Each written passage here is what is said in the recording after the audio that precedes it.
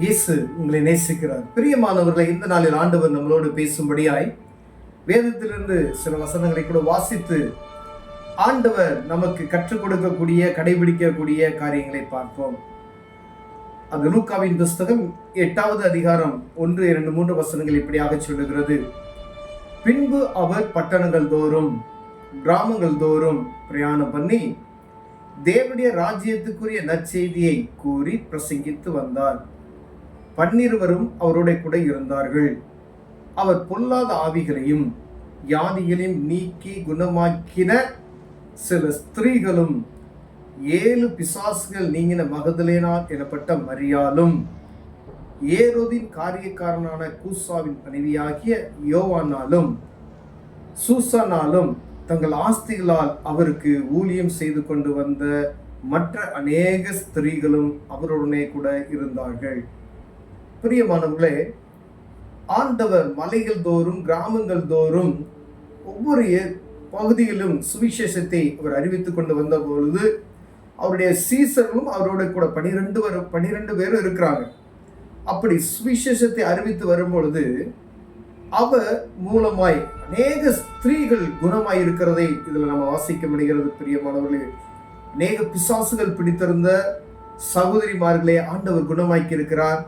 வியாதி உள்ளவர்களை குணமாக்கி இருக்கிறார். அவர்களெல்லாம் கிறிஸ்துவின் பின்னாக அவருக்கு ஊழியம் செய்யும்படியாய் கடந்து போகிறதை நாம் பார்க்கிறோம்.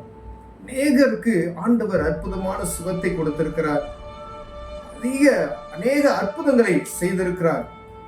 ஆனால் வேதம் சொல்லுகிறது, அவர்கள் இந்த வியாதி நீங்கி குணமாக்கின சில ஸ்திரீகளும் 7 பிசாசுகள் நீங்கின மகதலேனாள் எனப்பட்ட மரியாளும் ஏரோதின் காரியக்காரனான கூசாவின் மனைவியாகிய யோவானாலும். பாருங்க, ஒவ்வொரு பேரை தெளிவாக ஆண்டவர் வேதத்தில் எழுதி வைத்திருக்கிறார். இவர்கள் ஆண்டவர் நிமித்தமாய் அற்புதங்களை பெற்றுக்கொண்டவர்கள். ஆண்டவர் நிமித்தமாய் அற்புதத்தை பெற்றுக்கொண்டு அவங்க அப்படியே போகல, ஏதோ வழிபோக்குகள் போல இல்ல தெரியாதவர்கள் போல ஆண்டவர் சுகம் கொடுத்தார். அவர் சுவிசேஷத்தை அறிவித்துக் கொண்டிருக்கிறார். இவர்களால் என்ன செய்ய முடியுமோ அதை செய்கிறதை நாம் இங்க இடத்துல வாசிக்கப்படுகிறது. பிரியம் அவர்களோடு கூட இருந்து அவருக்கு பணிவிடை செய்கிறவர்களாய், அவர் சீசர்களுக்கு அவர் கூட இருந்து பணிவிடை செய்வர்களாய் காணப்படுகிறார்கள். ஏரோதின் காரியக்காரனான, பாருங்க, அவர் நல்ல உயர்ந்த அந்த அரண்மனைக்குள்ள இருக்கக்கூடிய ஒரு சகோதரி, ஏரோதின் காரியக்காரனான சூசான். அப்படி பாருங்க, நல்ல பொசிஷன்ல இருக்கிறவங்களும் ஆண்டவருக்குள்ளாக இருந்திருக்கிறாங்க. அவர்கள் பாருங்க, அவருடைய ஆஸ்திகளின் நிமித்தமாய் அவருக்கு என்ன ஊழியம் செய்ய முடியுமோ அவருக்கான தேவைகள், அவருடைய ஊழியத்துக்கான காரியங்கள் எல்லாத்தையும் அந்த சகோதரிகள் என்ன செய்ய முடியுமோ அதை அப்படியே செஞ்சிருக்கிறாங்க. பாருங்களேன், ஒருவேளை ஆண்டவர்கிட்ட அற்புதம் பெற்றுக்கிட்டு அப்படியே போயிருக்கலாம். அநேகர் அற்புதங்களை பெற்றுக்கொண்டார்கள், அவர்கள் திரும்பி. ஆனால் ஆண்டவர் அற்புதத்தை பெற்றுக்கொண்டவர்கள் மீண்டுமாய் வரும்படியாய் ஆண்டவர் கேட்க 9 குஸ்தோரிகள் சுத்தமாகிறதை நாம் பார்க்க முடிகிறது. அதுல ஒரே ஒரு ஆள் என்ன செய்றாரு, ஆண்டவருக்கு நன்றி சொல்றாரு. அப்ப ஆண்டவர் சுத்தமானவர்கள் 9 பேர் அல்லவா அப்படின்னு சொல்றாரு. மற்றவங்களாம் எங்க? 10 பேர் அல்லவா, மற்ற 9 பேர் எங்க அப்படின்னு கேட்கிறார். அப்படிதானே? ஆண்டவர் அற்புதங்களை பெற்றுக்கொண்ட அவர்கள் மீண்டுமாய் வரும்படியாய் அவர் நன்றி அறிதல் இறுதியும் உள்ளவர்களாய் இருக்கிறார்களா என்று பார்க்கிறார். ஆண்டவர் பார்க்கிறார். அவர் கேட்கிறாரு, நீ ஒருத்தர் தான் தேங்க்ஸ் சொல்ல வந்தியா அப்படின்னு சொல்லி. அப்ப மற்றவங்க அவங்க வரல, ஆனா சுகம் பெற்று கொடுத்தாங்க. அவங்கள என்ன செஞ்சுட்டாங்க, போயிட்டாங்க. ஒருத்தர் மட்டும் ஆண்டவருக்கு நன்றி சொல்லுகிறதை நாம் பார்க்கிறோம். அவர் ஆண்டவர் அதை கேட்கிறார். அதே போல இந்த ஸ்திரீகளை பாருங்க, அநேக ஸ்திரீகளுக்கு ஆண்டவர் சுகம் கொடுத்திருக்கிறார்.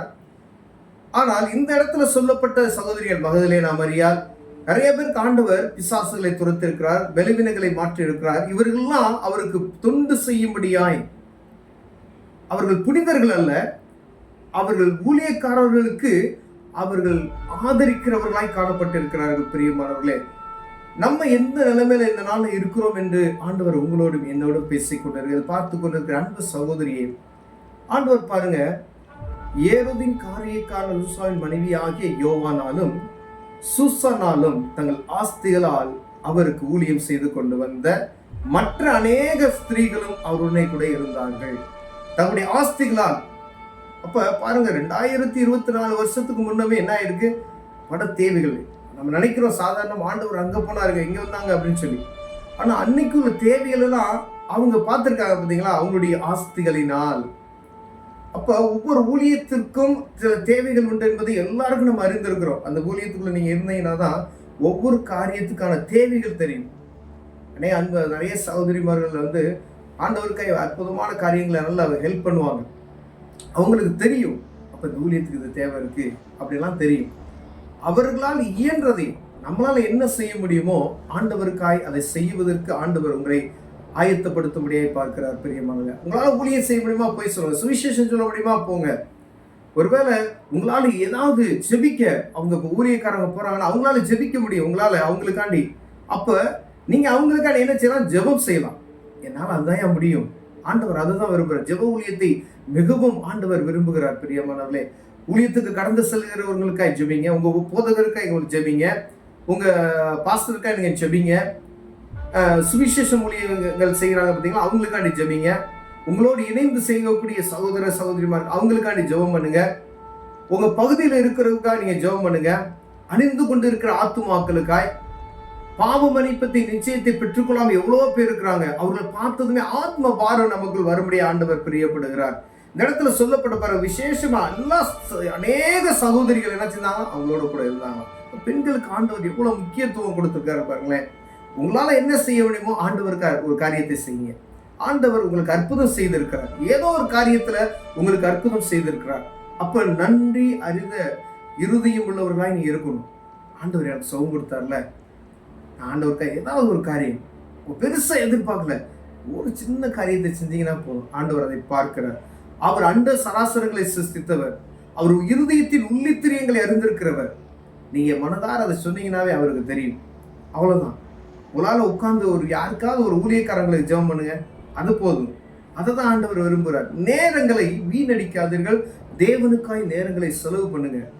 மணி நேரங்களுக்கும் ஒவ்வொரு துளிக்கும் நம்ம கணக்கு ஒப்புவிக்கிறவங்களா இருக்கிறோம். பிரியமானவர்களே, குடும்பத்தோட செலவு பண்ணணும், நல்லது. ஆனா ஒவ்வொரு நாளுக்கும் தேவ சமூகத்தில் நம்ம கணக்கு ஒப்புவிக்கணும்.